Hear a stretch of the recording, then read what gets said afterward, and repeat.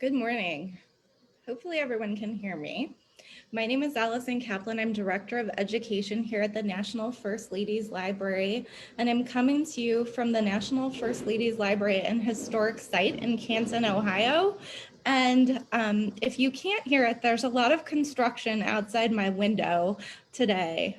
So the street that we're on is being totally torn up and repaved. So I won't be speaking very long, luckily, so I'm going to try my best and hopefully you can hear everything that I'm saying.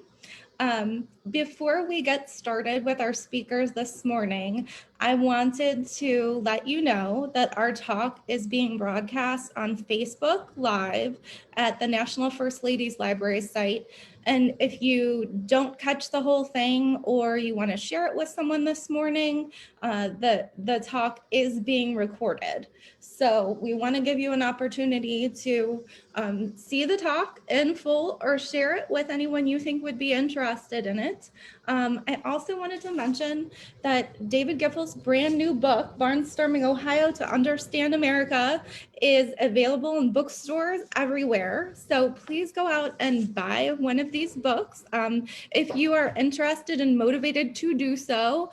And if you came to this talk today, you are eligible for a book plate signed by David. So please reach out to us via Facebook or email. You can reach me at akaplan, A-C-A-P-L-A-N, at firstladies.org, and we will get you a book plate. So again, you are eligible for a book plate. So I wanted to mention a few upcoming talks and activities going on here at First Ladies before I turn it over to David and Leah. You are here attending our virtual legacy lecture for the month of September, and we do these regularly. So whether you're coming to us from Stark County or Summit County, or if you are outside of Ohio and interested in topics of history, women's history, you can connect with us. And our next virtual legacy lecture will be with Kim Kenny from the McKinley Museum. She's going to talk in October 7th, about murder in Stark County. We're really psyched about it because there is a McKinley connection. If you're familiar with Ida, you might be familiar with her brother George, who was like the black sheep of the family. And it will, Kim will go in depth discussing George's murder. So very excited about that. We have a game night tomorrow at 4 o'clock. We're doing a virtual escape room of the Saxton house next door to us. And September 9th, we have a speaker who's speaking about silhouettes, the history of silhouettes. So whether you're interested from a historical point of view, Lauren Mooney is going to be here and speak about it. She's done silhouettes at Mount Vernon. It's kind of like an artisanal selfie. She's actually going to cut them out by hand, so she doesn't even trace or anything. It's really amazing. We also are starting a really fun partnership with the Stark Library. We are doing a film series, and next month we're going to kick it off with a film called She Did That, which is about Black female entrepreneurs. And so you'll have a chance, if you registered, to screen the film through the library at any time that you like. And then September 30th, we're going to do a discussion. We will have Corey Minor-Smith and Whitney Prather here to talk about the film with us. And if you're not familiar with Corey, she's actually the first African-American elected to the citywide at-large city council seat in Stark County and Canton. So we're really excited to have her. And as we're talking about women in politics, she'll be a really fun person to continue that discussion with.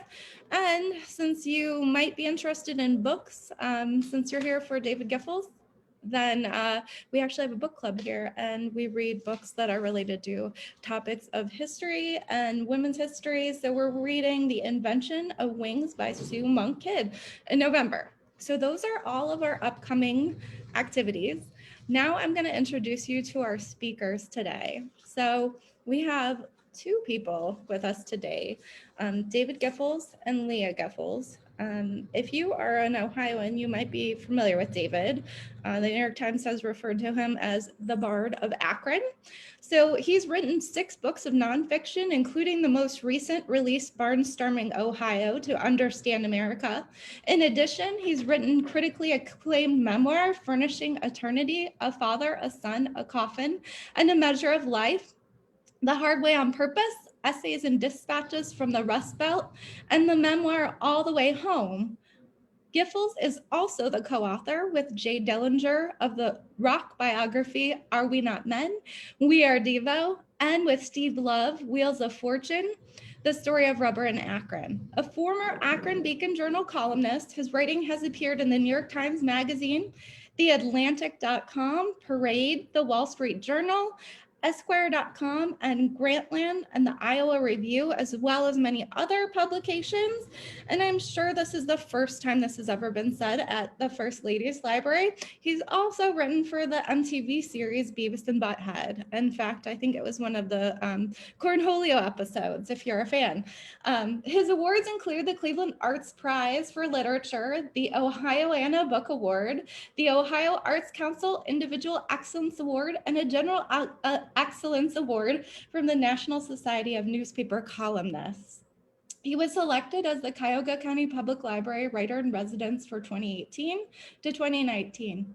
Giffels is a professor of English at the University of Akron, where he teaches creative nonfiction in the Northeast Ohio Masters of Fine Arts program. And also with us today, we have Leah Giffels, the daughter of David Giffels. Leah Giffels is a student in the Doctorate of Physical Therapy program at Ohio University. She earned her bachelor's degree in exercise science at the University of Akron, where she served as president of the campus chapter of CHARG, an all-female student organization devoted to fitness and women's empowerment. So we asked, knowing that Leah was part of the conversation in the book, we were hoping that David and Leah would come here and discuss David's book in reference to women in the upcoming presidential election. So I am going to turn off my camera and mute myself and welcome David and Leah Giffels and turn things over to them.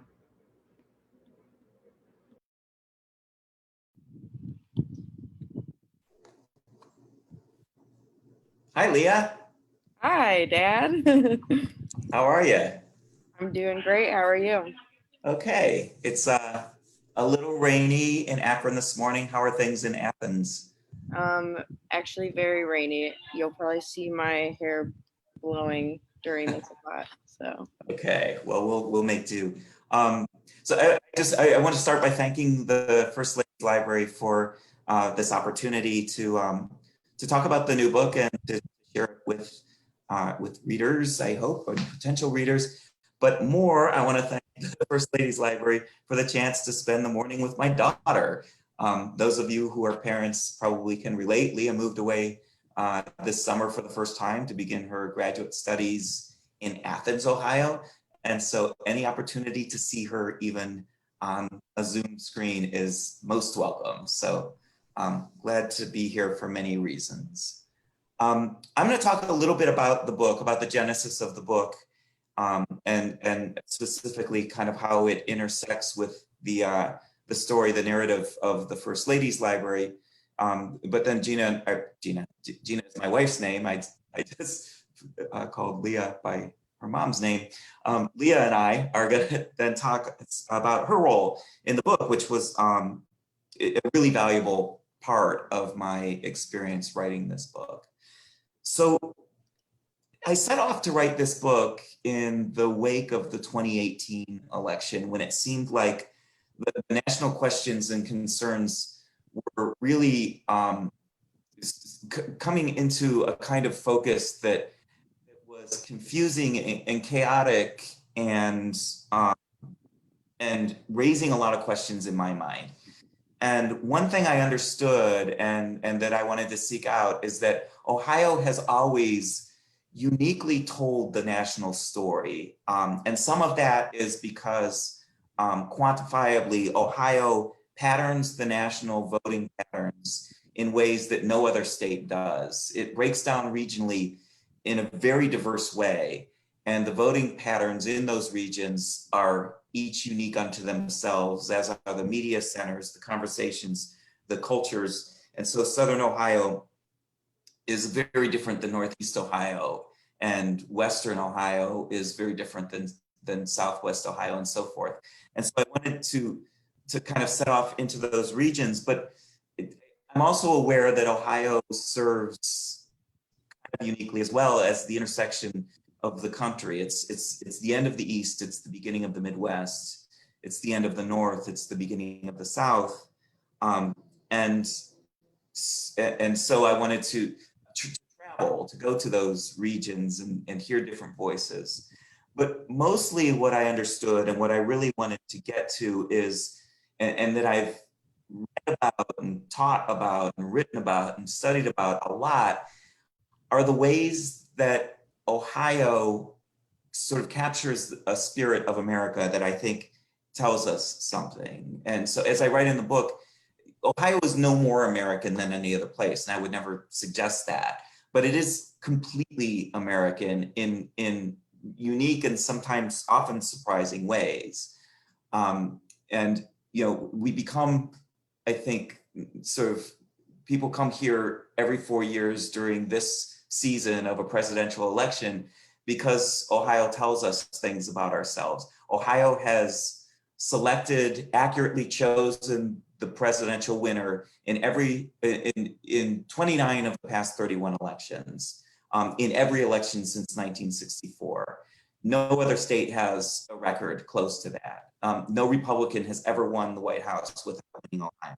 So there's an urgency to our story.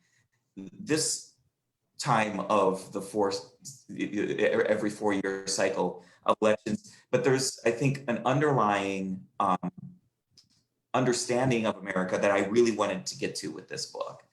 And so there were a lot of different stories I wanted to tell, places I wanted to go. And one of the things I'm interested in, and one of sort of the aspects of Ohio's unique Americanism, is that it's the cradle of presidents. 7 presidents are from Ohio. It's the most of any state in the country as well. And so the National First Ladies Library and its connection to the presidency, to the narrative of the presidency, and its location in Ohio, obviously made it a natural destination. And I spent a super interesting day with Allison and Jenny Heifel and the staff there, exploring the library and talking about you know, the role of women in the presidency and the changing role. And so, you know, so I spent a year. The book sort of tells the story of a year in Ohio leading up to the 2020 election. And I traveled over 4,000 miles. I interviewed over 100 people. I did tons of research. It was a super interesting, super intense year. But one thing I've learned as a journalist and as a writer, that's sometimes you just pick the low-hanging fruit. And so I'm working on this chapter about women in the electorate. And Leah was walking through the kitchen one morning, and I said, "Leah, you're a young American female voter. Can I interview you?" And Leah was like, "Sure." But, and so we had this conversation that was, for me, as a parent, but also as a writer, was really enlightening, because Leah and I had talked, Leah, about politics before. It's not something we hadn't talked about, but we hadn't talked about it in a sort of focused and probing way like that morning. And do you remember, Leah, I asked you, because you turned 18, like just in time to register to vote in 2016. And like a female voter stepping into this historic moment where the first female mainstream candidate is running against somebody who was seen as the most openly misogynistic male candidate, perhaps in our lifetime anyway. So what was it like to sort of be entering your life as a voter in that moment in late 2016? Yeah, I remember I had like just turned 18 when the cutoff point was to vote, and in my government class in high school, we registered to vote, and I just thought it was so cool, like being able to vote. Because I remember my very first like remembrance of being into politics was the election of Barack Obama, and I just remember like watching him get elected, and I thought it was so cool that an African American was elected, and it just seemed like times were changing, because I know there was a lot of bias before that. And then once I realized I could vote for the next election, I knew I wanted to be educated on the two candidates. And so, yeah, when I registered to vote, I didn't really know much about Hillary Clinton or Donald Trump. And I knew that Donald Trump was a famous white male. And, you know, there were songs written about him. I think, like, I remember Mac Miller wrote a song about him. That was like the extent to what I knew about Donald Trump. So I kind of looked into both of their backgrounds and stuff. And I started to hear a lot of things about Donald Trump that were very controversial, things that he had said about his own daughter and things like that. And immediately I kind of knew which way I was going to swing my vote. And the fact that it was a female candidate against him kind of charged me even more to want to vote for a woman, because it was basically, and I think you wrote this in the chapter, a woman versus a man who hates women. So it was kind of a very interesting situation. But yeah, I was very into that election season. All of my friends in high school were one kind of wanted to vote in the same way. So we had some conversations about who we wanted to vote for and why we wanted to vote for them. And it definitely wasn't a blind vote. We definitely like looked into the different viewpoints and just felt that Donald Trump was not the best candidate. So. Yeah. Did you talk to your friends? You talked to your friends about how they were feeling, and you know, was that the first time that you had had like political conversations among your friends? Yeah, and I'm always kind of hesitant around my friends to bring up politics, because I know I've seen situations where there's one person way right and one person way left, and it just doesn't end in a good conversation. But yeah, all of my friends in high school were like, feel the burn, like very like Bernie Sanders and all that stuff. So I kind of knew that I could talk to them about it, and all of my friends in high school were you know, very women empowerment, very liberal.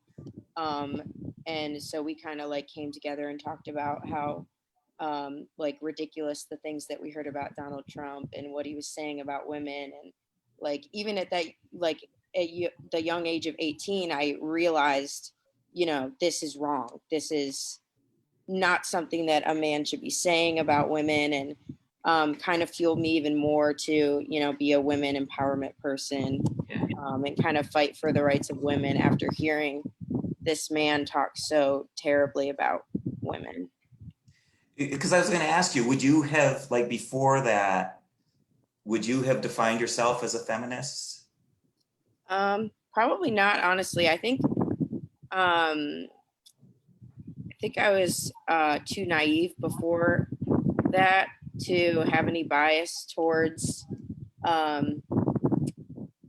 one way or the other. But yeah, I think definitely after watching a few videos about Donald Trump and how he talked, it made me angry.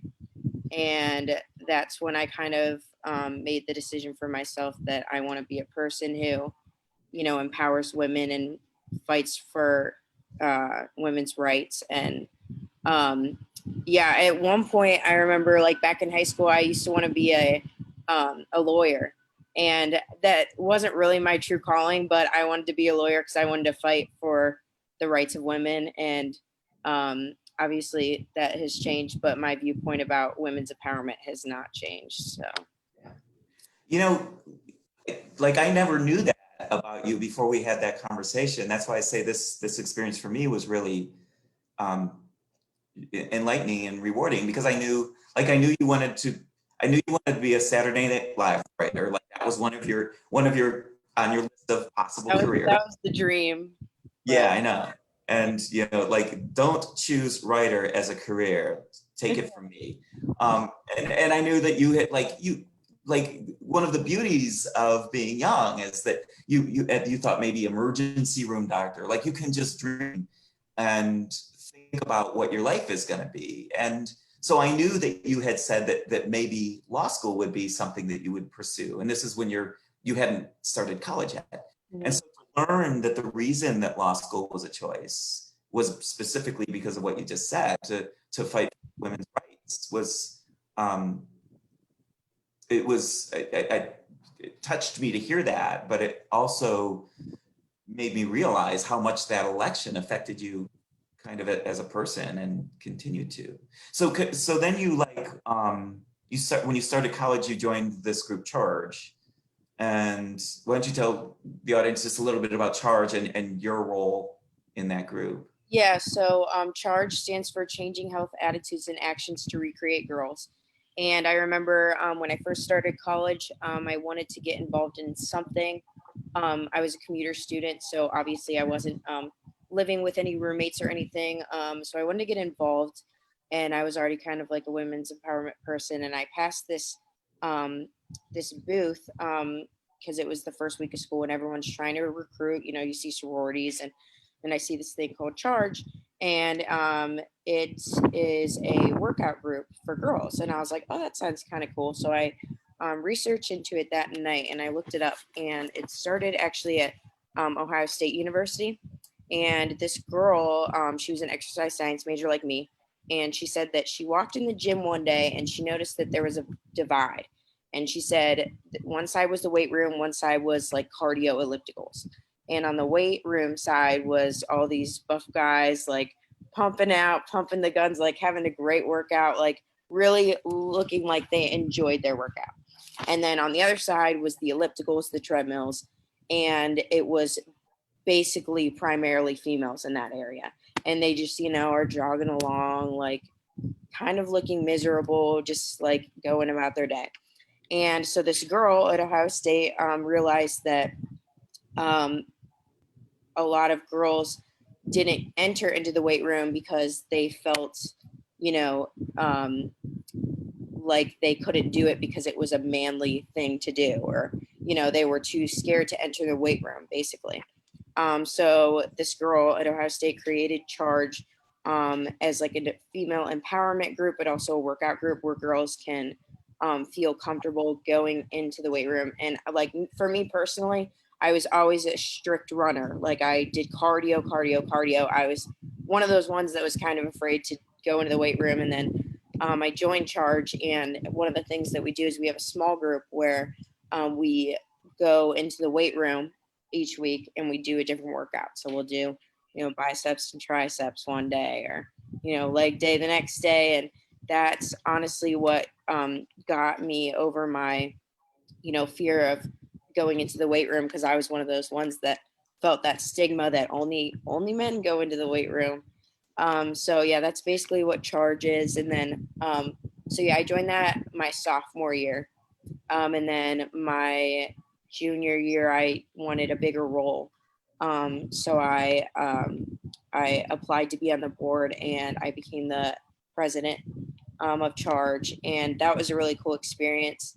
It offered me a lot of, um, it was a big confidence boost, but it was also a very humbling experience too.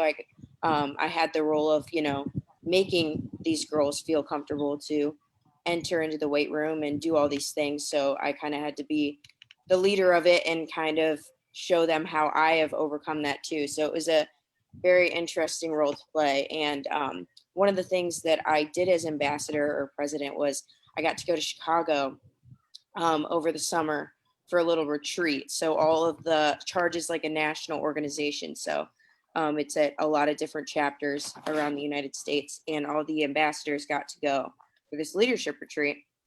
And do you want me to tell this story? It's kind of in the chapter. Am I getting it was interesting because, something I was interested in was, it's hard for people, and I think especially for younger people, to have conversations about politics right now, because it just seems like there's no dialogue. Because we are in, and especially younger people are in their social media silos, where you only associate with people who have the same worldview as you, and you unfriend or don't friend people who oppose that worldview. And there just, there's a really concerning kind of lack of dialogue. And I remember you telling me that when you went to Chicago and you met with these other leaders of charge, that nobody was talking about politics. So you didn't have any idea how anybody felt. But then you would walk right from the hotel every day to the retreat center in downtown Chicago. And so, yeah, so what happened during So yeah, so there was like a slight mention of politics before, because we had passed the Trump Tower, walking to our little like retreat center, and no one really said anything. But one girl kind of flipped the bird, put her hand in the air, and then a few others followed, and soon like a lot of girls followed. So you didn't though, right? Well, maybe, but I hope so your that mother's was not kind of, watching. yeah, I didn't, but that was kind of the point where we were like, okay, like maybe we can talk about politics now. But yeah, everyone seemed to be a little hesitant before that, talking about politics. But soon once you realize that most people have the same viewpoint as you, you're more comfortable talking about it. And then after we did that, we kind of had a little conversation about politics. Yeah, I mean, for me, going around and talking to people, so they would know what I was working on, and so I think we were having, an interview is an artificial conversation. Like even our interview, when you and I had that talk, it was a really great conversation. But like I'm asking you questions that will be written about, and you'll be put. So people were telling me things that they probably wouldn't tell to a stranger otherwise about their political views and so forth. But even at that, finding a lot of people would sort of talk around things that they don't feel like we can talk about right now. And especially younger people, this is where my concern came, was like, I'm wondering like where the dialogue's headed. And one of the really interesting revelations I had as I was working on the book and as I was finishing it was that, I did a lot of like serious like political and historical research, and it was trying to sort of present a sort of broad, objective portrait of the nation right now. And I was aware that this book is kind of less personal than my more recent books. And that the most personal part of the book was the part about you and your brother Evan. For the audience, my son, exactly at like literally the day the book opens, he began the Akron Police Academy and became a rookie police officer in the year that the book covers. So the year tracks his experience and my wife's and my response to his experience as a young white police officer in very charged times on the streets of American cities. And so I knew that the parts about Leah and about Evan were the most personal parts of the book. But what I came to recognize is, in a way, they were also the most political parts of the book, because ultimately a political moment is about the future. And the political moment we're in right now is overwhelming. And so it only seems like it's about itself. It's hard to get your head above the water of this just flood of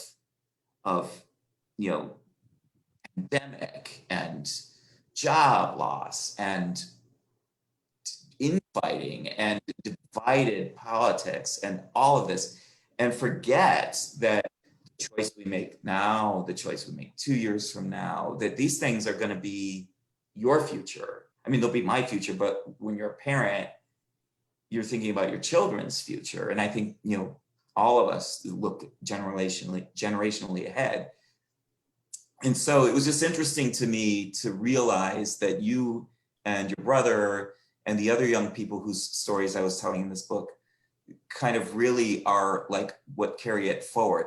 Are you hopeful? Are you not? Like, so like you're going to vote Mhm. in 2 months. How do you feel about what that vote's going to mean? And do you feel hopeful? Do you feel optimistic? Do you feel idealistic? Or do you feel like you're voting for something or against something? Like how do you feel about what's about to happen? That's a good question because I've kind of gone back and forth between if I'm voting for, a Democratic candidate or if I'm voting against Donald Trump. I think it definitely helps that Kamala Harris is in the running now too for vice president.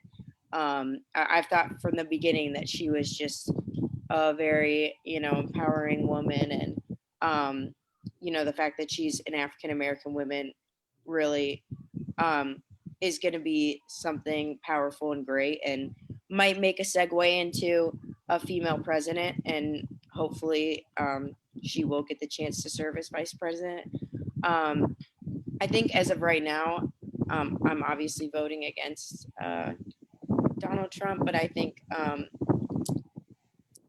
I'm also voting for not necessarily Joe Biden, but more so running. Sorry, Leah, we lost you for the last half of that sentence.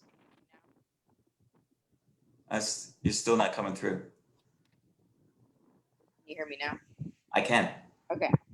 Yeah, so I guess I've gone back and forth. I'm definitely obviously voting against Donald Trump, but I think it helps that, Kamala Harris is going to be there, and that'll be a good voice for a woman in office, and can, segue into possibly a female president in the near future. When I was at the First Ladies Library, we had a really interesting conversation about the role of women in the White House. And it was really like, I never really knew what the definition of the First Lady's role is. And according to the experts there, the role is really defined as hostess. Like that's the only job of the First Lady. And so basically, the most prominent female traditionally in the White House has a role that is an entirely like sort of anachronistic way of looking at a woman's role in any domestic situation, whether it's the White House or it's our house in Akron, Ohio. So beyond just the history making breaking of a glass ceiling, like what would it mean to you if a woman became president? I mean, I think it would be well, I think we're headed there.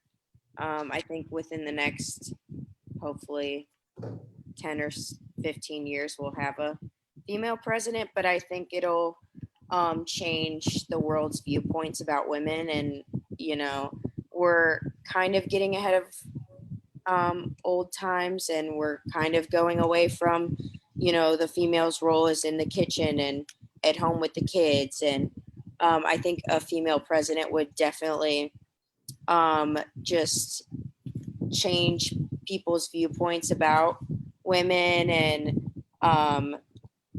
just kind of bring more empowerment to women, and show that women can do the same things that men can, which is something that I live by and something that I say all the time. And I think it would just, it would really just be a great surge for women in the workforce. And what are your thoughts about that? Very much the same. I was really encouraged. I watched the whole process of the primaries and everything even more closely than normal because I was working on this book.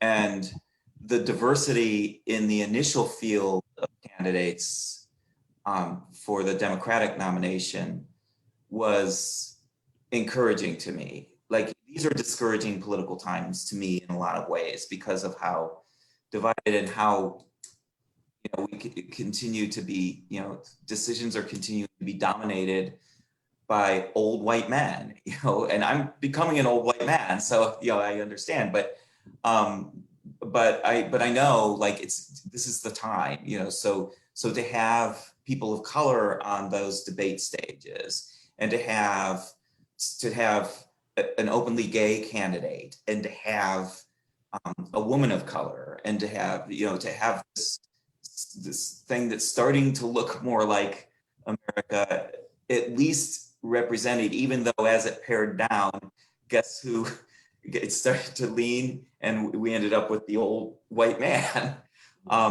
But he's chosen an African-American woman. So I feel like you, I feel like that's very important. I feel like Hillary Clinton's progress was an important step to be a candidate. And then, now to be a candidate for vice president, an African-American woman, I think is a super important step. So, and I'm hopeful because it's, time to see what a different kind of mindset and experience, sort of like deeply sort of genetic experience will bring to leadership in this country, because there's such great, strong, powerful female leaders in other world powers that I think we deserve to see that. Yeah, and I think that says something about Joe Biden too, that he's not choosing, another white male as his VP. He's choosing someone who he obviously has respect for, and it just happens to be an African American woman. And yeah, I remember when we were watching the Democratic debates that you were really, really into it, and I would come in every now and then in between my study sessions, and yeah, I thought it was neat that there was a good array of candidates, and it wasn't just all old white men. So I think we're kind of going away from that stigma that's the only presidential candidates that there should be. Yeah, I remember when those debates were going on, I was texting with your uncle, my brother, and we were like, what world have we lived in where, considering that we grew up as children of the 70s, and that our like his and my like top choices for president at one point were a gay man, a black woman, and a white woman. Like, those were our top three. And we're like, what would mom think about this? Like, your very traditional conservative grandmother would be at least curious, if not dubious about that. But this is within one generation of a family. Look at what transition is happening, and what an exciting thing that is. One of the things I write about in the book is how strong the effects, the influence of female candidates was in the 2018 midterm elections. And in Ohio, there was a group of female candidates who actually, even though they were running their own separate campaigns for different offices, they pooled their resources, and they formed like a coalition campaigning together for each other. Men don't do that. Like men don't act that way. It was like a very different way to empower a group of candidates. And all but one of those candidates won her office. All of them were female Democrats running against Republican incumbents. And so that was like a significant statement of like a toppling of a different kind of power, to bring a new set of voices. So I'm excited that you're going to be one of those voices, and that, and to see what you're going to feel like on November 4th, the day after the election, because I remember you were pretty depressed on the day after the 2016 election. Yeah, I'm like excited, and also like just like sort of emotionally and intellectually curious about what that moment's going to feel like. Yeah, it should be very interesting. I remember back when Donald Trump got elected, the day that we found out, it was a very like gloomy, stormy day. I was walking on Akron's campus, and it just seems like such a like a perfect representation of like how I felt and how a lot of other people felt, the disbelief and, you know, that kind of thing. And so hopefully it'll be a bright sunny day after this next election. Do you feel optimistic? I do. I think that if people vote smart and I hope the fact that there's a women vice president candidate will work to the Joe Biden's advantage, because a lot of people, you know, don't have the highest, you know, viewpoints about Joe Biden. But I think the fact that he has a female vice presidential candidate will work to his advantage. So I have high hopes, but we'll see what America. Yeah, I'm just glad to know that you have optimism, because we need it. I do. Yeah, so I think Allison's going to rejoin us, and bring some questions from all the people out there. Hi, people out there. Hi, Allison. Okay. Thank you for this conversation. It's been really interesting, and it's been great to get your perspective, Leah. I wanted to start with a question that I personally have for Leah. I was thinking about charge and this experience that you have being a leader and a woman leader in this realm of fitness, and thinking about your role as president of that group.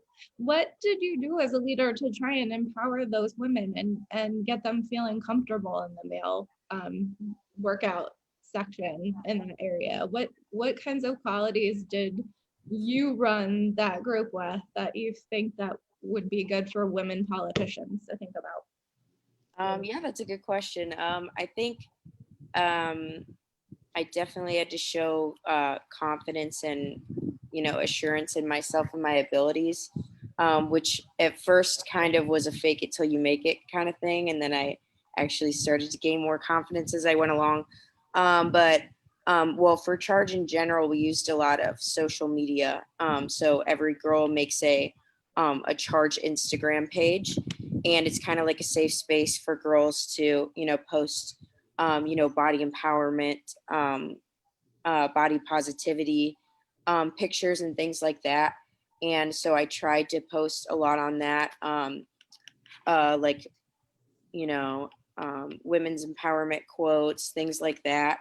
And posting those things, girls would comment like, "This is great, this is wonderful." And I remember one of my posts, I posted a picture of myself at the squat rack at the gym, and one of my friends like messaged me, and she was like, "How did you get over like your fear of like going to the squat rack?" Because she was like, "I'm way too scared to even go to the squat rack. I don't know how it works or anything." And so I was like, "If you ever want to come with me, I will totally like show you how. Like, trust me, I was in your shoes once." And like even with my small group, you know, I always told them the first day that we met at the gym, I was like, "Don't be scared to, you know, lift weights." Like I was at that point, at one point, I didn't even want to touch a weight because I thought I was, you know, doing in proper form, or, you know, wasn't as strong as the boys. But yeah, I just kind of tried to show them that, you know, women should feel confident and women should feel that they can do the same things as men. So that's kind of what I tried to do in my role. Sorry, David, all the questions are for Leah here. There's an ongoing. She's the star, man. Yeah, I know. So there's an ongoing challenge in getting young people to vote. We want to know from Leah what she's seeing on OU campus about enthusiasm, and if she thinks more young people will be voting. And what's your plan to vote? Are you going to like vote in Athens? Are you going to come home? Are you going to vote by mail? I haven't really thought about that yet. No, you don't have to, because I mailed your application requesting your ballot already. So perfect. You're still registered in Summit County. So yeah. That's a good question. I've only been in Athens since the end of June, and it's kind of the same as I was. Like with my other friends, I'm a little hesitant to ask people about their viewpoints. I know for the people in my class, it's pretty divided. I don't know how Athens feels about politics yet as a whole, but I know like some of my roommates are more from the countryside and some are more from the city. So I know for a fact that some of my roommates don't have the same viewpoints as me, which I totally respect. And we actually had a conversation in the kitchen the other night, a little bit about politics, and we didn't agree on some of the points, but it wasn't a heated debate. It was just a conversation. As for young voters, um, I think, well, I follow a lot of famous people on Instagram who are trying to get young people to vote. I know Ariana Grande is a big influencer of getting young people to vote, and I went to her concert last year, and they had booths set up like at each every so station where you could register to vote. So I think things like that can help. Definitely, social media influencers can help to increase young voters. And I think that's really important going into this election, especially getting more young people to vote. You're in a really interesting part of Ohio, Leah. Yeah, I mean, even though you'll be voting in your home county in Northeast Ohio, Athens is a college town with a very liberal blueprint in the middle of Southeast Ohio, which is very red. And so there's a lot of the poor rural Appalachian influence on the voting pattern in the surrounding area, but then Athens is this bubble that, because it's a college town, it just has a different sort of political personality. But I went and visited there in 2004. I was a columnist for the Akron Beacon Journal, and I visited. I did a similar tour of Ohio on a much smaller scale than I did for Barnstorming Ohio, and I went to Athens, and I visited the party headquarters of the Democratic Party and the Republican Party. The Democratic Party headquarters was just filled with people, volunteers coming and going, and it looked like a dorm room, and there's pizza boxes, and there's all this activity, and it's like right in the middle of town. And the Republican headquarters was in like a strip mall on the edge of town next to like a carpet store, and it was closed. And it looked like nobody had even like set foot. Like it's, there are some places where they're so imbalanced that one party doesn't even try. And so like I found Athens to be kind of a funny extreme of that. There's another really great question here. David, in your travels and conversations with Ohioans, do you feel they're progressive enough to embrace a woman in power? Yeah, I kind of have two answers for that, because one thing that one of my strongest intentions with this book was to allow people to speak for themselves and not to try to paint them as types, because that happens too often, not just in political reporting, but in American discourse, where as soon as you have a point of view, people extrapolate a whole set of characteristics that they expect to go with that point of view. And so I intentionally, the first character who appears in this book is a lifelong Democrat, former union steel worker, son of a truck driver, who voted for Donald Trump and thinks he's the best thing that's happened in America in a long time, can't stand Republicans. He's also been a CEO. He drives a cat. He doesn't fit any of the profiles, but he had a lot of interesting things to say. So that's a long way of saying, like, I want this book to allow people to do what they very seldom get to do, not just in Ohio, but in most places in America, which is to speak for themselves and not have their story told to them. And I'm not a political scientist, but I would say that based on what happened in 2018, when there was this sort of historic influx of female candidates across the country, that Ohio was part of that pattern, that women candidates were much more visible were much more successful, not as successful in other places, but enough that that I feel like if there is a national trend, that Ohio is not going to be sort of behind that trend. That's what I think. I'd be curious what the polls say, but I think, Ohio is politically, I think it's one of the ways it's misunderstood is it looks very red. And it looks very red because it's been gerrymandered to death. It is one of the most gerrymandered states in the country. And so Republicans have in fact, there was a court ruling against the way it's been fractured by Republican lawmakers in a way that according to the court ruling, predetermines what the vote will be in Ohio because of the way it looks red. But if you look at how at the truth of the electorate in Ohio, the largest population centers are in the big cities, which tend to be blue. And so you've got these big areas of red where very few people live. So it has a really complex profile in that way, but I think it's my sense is Ohio is more purple politically than it might appear from the outside, but it has always leaned more conservative and Republican generally than Democrat and liberal, but never too far off center. That's why it's such a reliable bellwether. In the book, you mentioned that Ohio is actually the birthplace of the very first female presidential candidate, Victoria Woodhull. And there are many other really strong female leaders that you bring up, like Nan Whaley. At the end, Amy Acton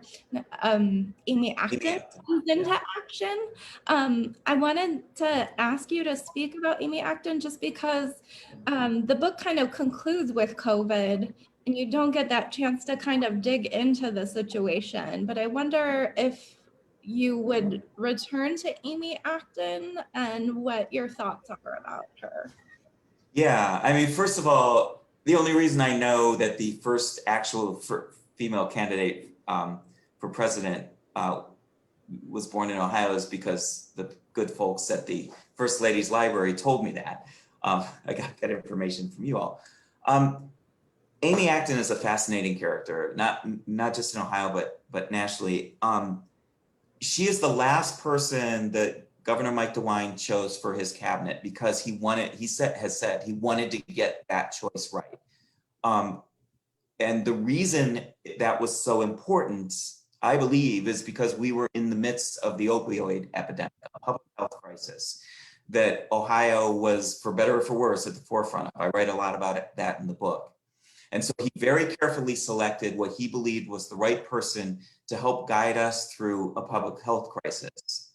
Well, guess what happened shortly afterward? A pandemic, the biggest public health crisis in a century and maybe even worse. Ohio just seems to find itself at the forefront or in a leadership or a bellwether or a guiding kind of position by its very nature, and sometimes by our failures and tragedies. And so first of all, the pandemic has brought about massive job loss. And if anybody wants to know how to negotiate massive job loss, turn to Ohio, because we've been experiencing massive job loss for 2 generations.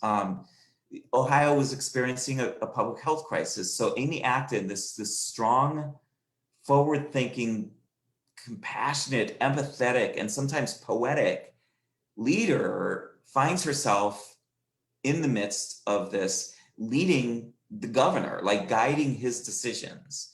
And he, to his great credit, allowed this strong woman, this medical scientific expert, to guide his decisions without politics being in the way of that. And nationally, they were being lauded nationally at the time that I finished my reporting in March and April. Ohio was being pointed to again and again as the leader in how to get through the early days of this crisis.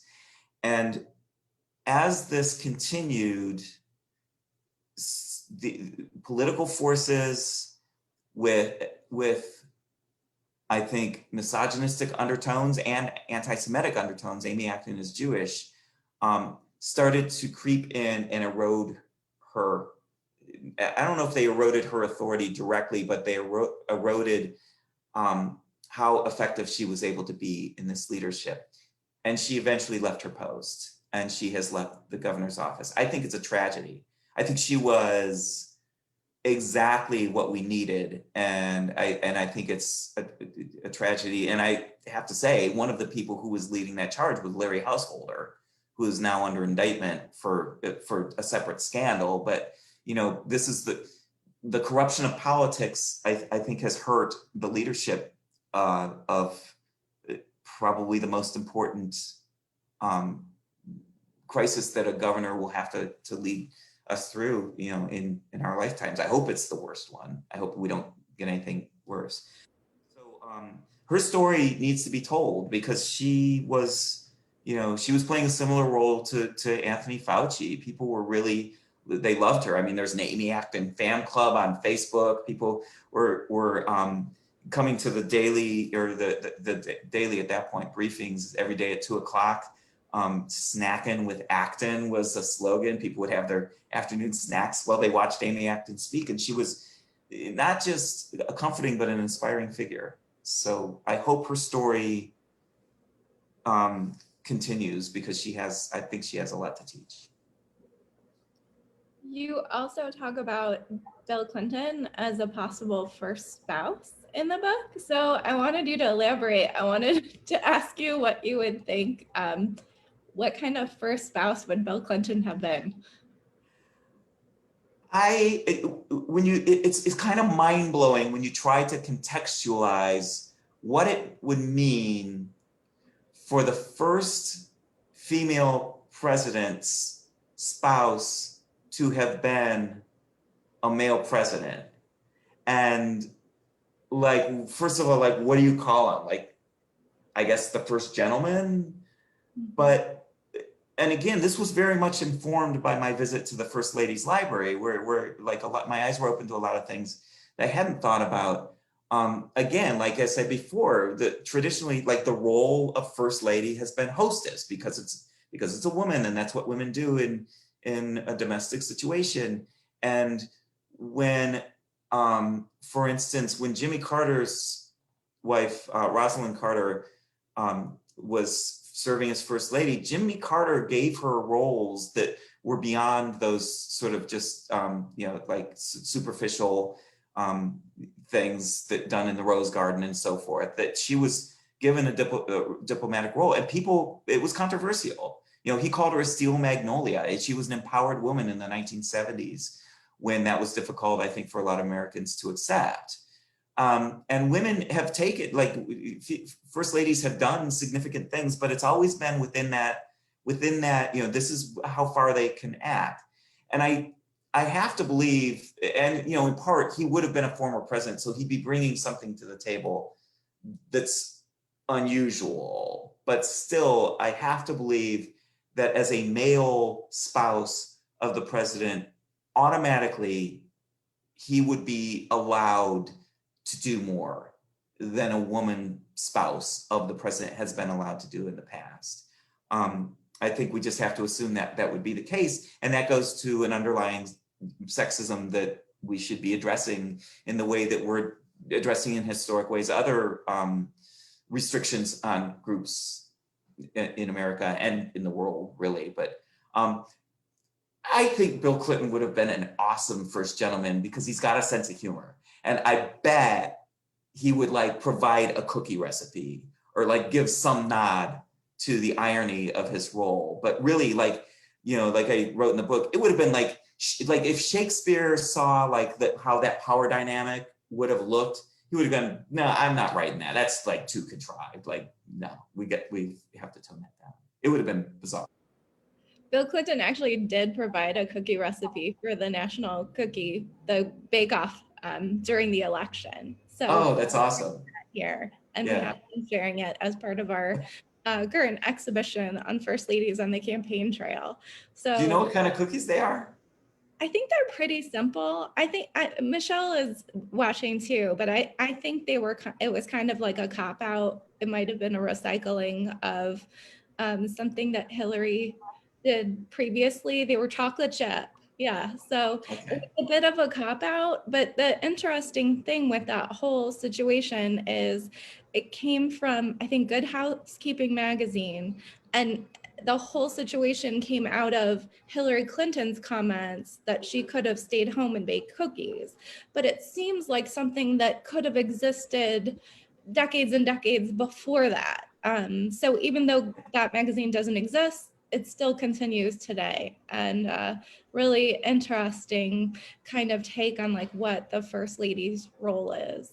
Yeah, this is kind of a cheap shot, but I'm thinking Bill Clinton's cookie recipe should have been like pot brownies, but you take a bite, but you spit it out. Like I didn't inhale. So that would be my cheap. If that's the last word of this program, because I see we're coming to the end, I'm going to feel really like. No, we have a question for you. So thinking about it, you did such a good job of interviewing people and bringing people of all of these diverse backgrounds throughout Ohio to life. And a lot of the time we spend, especially now during COVID, is online talking to people. It sounds like Leah has a presence online because you've been working as part of this charge group to share things out on social media. And as a well-known author, David, you have a pretty significant following online. I wonder if you have any suggestions for having both of those experiences, the online experience and the in-person talking to people experience about politics, if you have any suggestions for how to talk to people as this election approaches and things get even dicier. Yeah, first of all, I think online communication has restrictions that exacerbate the divide. Again, partly because we tend to only interact online with people from our comfort group. Whereas in the public, we used to interact with people in public settings that were random, where you would come across people more randomly from different points of view. I wish I was psychologically and sociologically astute enough to say, how do you begin a conversation on this topic with somebody who differs, that's natural. Again, in an interview, I think there's an ability to do that. But I go back so often to Cory Booker's statement during when he was running during the primary, that we are in a crisis of empathy. That those words struck me, I think, more than almost any that I've heard since this election season began, because it fits so many situations. We're in a moment where we don't think about how somebody else thinks about something. And we're in a moment where many and maybe most people who voted in 2016 think that the person who voted for the other side is crazy, period, on both sides. And so if there's a way to acknowledge that at the beginning of the conversation, to say, look, most people can't talk about what's different. Like, I have a brother who voted for Donald Trump, and I write about him in the book, and we can have this conversation because we have a pre-existing relationship, because we're brothers and we're close, and we could talk about our differences. We make fun of each other, and we can talk about other things too. But it's the farther you get away from those close pre-existing relationships, the harder it is to open this. So if we can find the empathy, if we could say, I know you feel differently than me. What do you find in your point of view that I could understand? In the book I write about, there was an experiment that two social scientists did last year, and the New York Times wrote did a big special section about it one Sunday.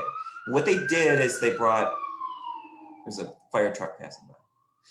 They, I forget the number, but I want to say it was 80 people. But they found a set of people who, by running algorithms or however they did it, represented the entire spectrum of American ideology. And they brought them together for a weekend retreat in Texas. And they put them in small groups and they gave them topics to talk about. And they talked openly, you know, in this setting where they were invited to share their views without judgment. And the takeaway was that almost invariably, the people who participated said they left that weekend not without their minds having been changed, but feeling like they understood the other side better. But that's a social experiment, and most of us don't allow those conversations to take place in a natural environment. And I think if we could look to that article made me feel really good, because one thing I took away from my travels and my research is a belief that I still have that we are all more alike than different as Americans. And I think you can get underneath that more easily than we're being led to believe. And we're being led to believe a lot of what we believe by very divisive, very, I think, sinister forces, individuals and ideological groups that are doing this. I mean, that it's to their benefit to divide us, but it's not to our individual benefit to be divided. Well, thank you so much, David Giffels, Leah Giffels. I think we're going to leave it at that because Yeah, Leah has to go to class. So. So I know there's so many more things that we could talk about. We haven't talked as much about race and identity, the National Underground Railroad Museum. There's so much more in this book. So please go out and find yourself a copy of Barnstorming Ohio by David Giffels, and contact us if you are interested in getting a signed book plate for that book. I want to thank David and Leah for joining us today. Remind everyone that you can access this talk through the First Lady's Facebook page, and we will continue the discussion there. Thank you so much for joining us this morning. Allison, thanks so much. And Leah, it was so nice to see you. Yeah, thanks so much. This was really fun. Okay. Great way to see my dad too. Yeah. Okay. Love you, Leah. Have a good class. Yeah, thanks. Okay. Bye. Bye.